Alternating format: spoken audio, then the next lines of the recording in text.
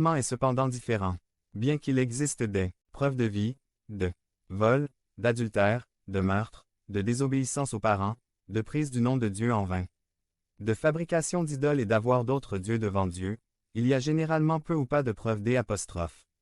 Avidité. En conséquence, c'est un péché jusqu'à ce qu'il soit rarement, voire jamais, confessé et possédé.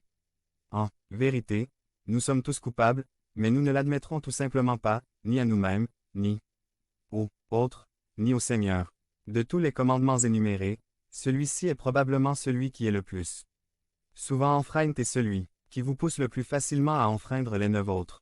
Au cours de notre temps ensemble, aujourd'hui, nous verrons que la convoitise est un péché grave qui doit être confessé et abandonné par chaque enfant de Dieu.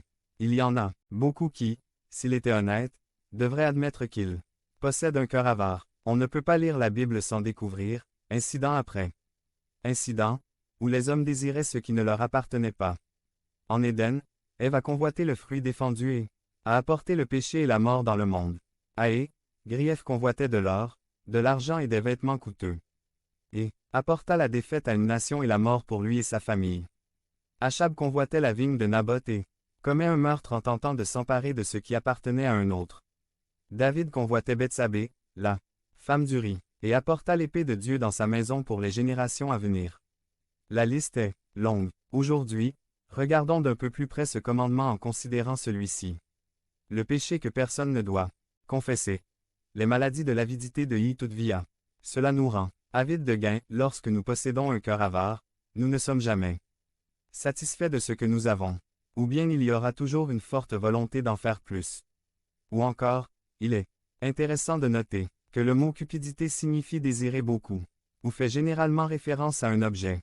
Lorsque nous sommes coupables d'avidité, nous sommes coupables d'avoir un cœur pour les choses au lieu d'un cœur pour le Seigneur. Lorsque nous en arrivons au point où nous ne sommes jamais satisfaits des bénédictions de Dieu et où nous cherchons toujours un moyen d'augmenter nos possessions.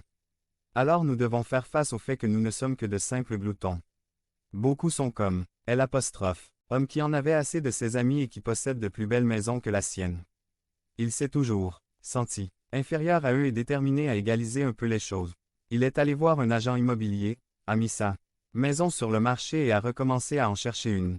Un jour, alors qu'il lisait le journal, il trouva une annonce pour une maison qui semblait correspondre exactement à ce qu'il recherchait. Il a donc appelé le courtier immobilier et lui a dit qu'il voudrait voir cette maison qu'il souhaitait acheter.